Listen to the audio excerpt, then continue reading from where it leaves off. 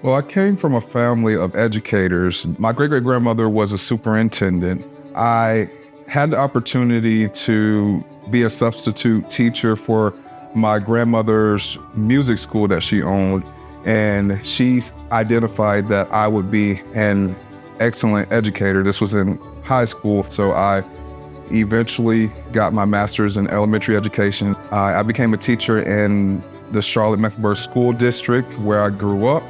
And then I had the opportunity to step outside of the classroom and be a facilitator. And that was a great opportunity. And I just wanted to know more so that I could do more. So I became a doctoral student at UNC Charlotte.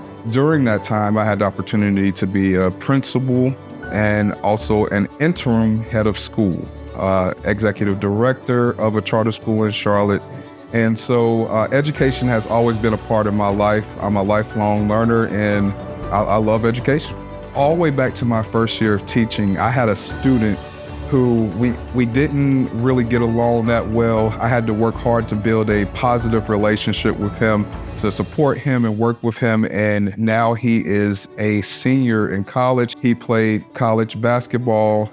He told me that I was one of his favorite educators, even over his coaches. And I thought that was amazing to me. I love to see growth within educators. And I remember I had a teacher, she was a beginner teacher, her second year of teaching. She was not performing well at all, but she really worked hard and I supported her and coached her. And she ended up being one of the top high performing teachers and ended up providing professional development for other teachers and being an exemplar teacher. And being able to see that growth was amazing for me.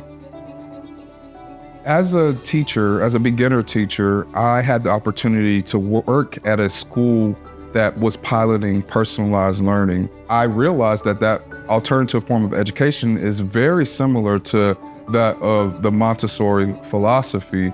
I was able to be a coach and a facilitator for my students. So I would have many lessons and having differentiated and personalized instruction for my students. And also when I was working on my master's in elementary education, I took a few classes that discussed the importance of alternative forms of education, making sure that you're using 21st century instruction, supporting the whole child. With the Montessori philosophy, you are really able to focus on the whole child. They are taking ownership of their own learning, which is amazing.